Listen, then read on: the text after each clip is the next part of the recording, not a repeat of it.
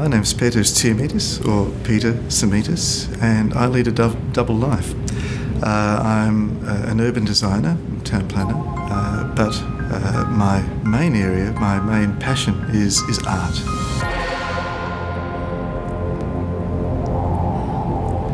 Robin's a very complex person.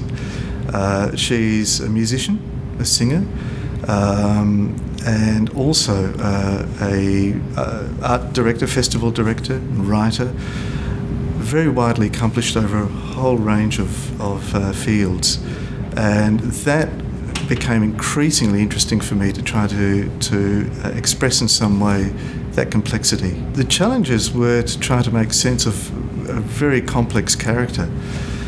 Robin herself described her own sense of being as only existing at the intersection of lines of tension, and that stuck with me.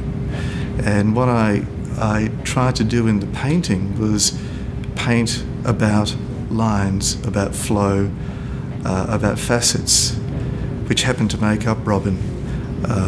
So that was the challenge of how to bring that complexity into a single image. I do feel compelled to do creative things, to paint or to design.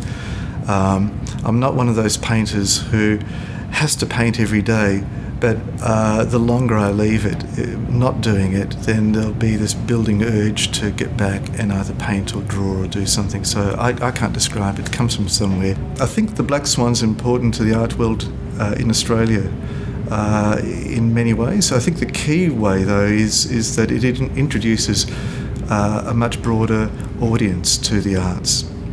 And I think the arts is often guilty of setting up barriers to what could be a potentially great audience. The Black Swan is one of those doors that allows people to access art and come into the tent. The other great thing about the Black Swan, I think, is that it's all about telling Australian stories.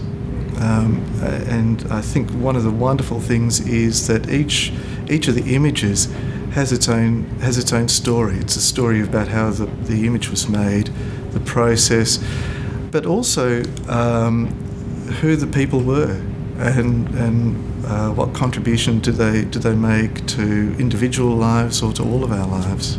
One of the defining characters is that it brings an even broader audience to the field of art, and it does that particularly through things such as the Youth Awards in it. I think it's a wonderful thing to see that kids will be coming to the Black Swan, and it'll be maybe their first engagement with the idea of a gallery and the idea of visual art, and you just hope that it stimulates some passion within a few of them. And for those that it doesn't stimulate a passion, it maybe develops their visual literacy, at least an understanding of how they should or how they can see the world. The community involvement in the Black Swan is I think a very strong defining feature of the prize. It's one that positions it in the cultural field very uniquely. As I say, I think it helps to bring a much broader, a younger, and a much more lay audience to the arts.